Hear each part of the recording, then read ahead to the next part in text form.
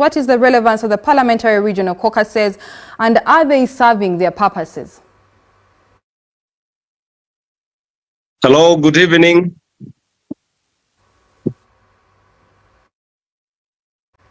Honorable, we want to know if the Caucases are serving their purposes and what their relevance is. It is not bad for people to come together, and as long as they understand what brings them together. And so it's good that the different regions have decided to form parliamentary caucuses. We have the Acholi parliamentary group and so on.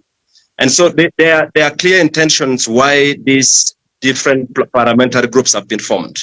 There are issues of common interest, and therefore it's important that leaders have to come together, talk about the things that affect them and affect their societies. And so it's good that we have the caucuses.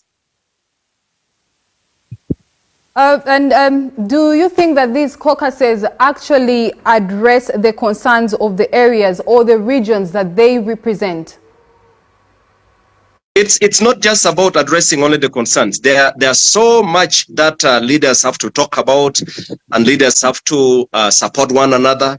For example, in the Acholi sub-region, there are a number of issues that affect the entire sub-region. And so whether you're a member of parliament from Badegla or you're a member of parliament from Agago, there are things that cut across. And so there is need for leaders to unite, and build a much stronger voice. But the other thing is it's also for strategic reasons, because leaders have to come together so they can have a stronger voice and they can negotiate better. It's about advocacy. It's about negotiating. It's about positioning the sub-regions. So it's that is the purpose for which these regional platforms are always created.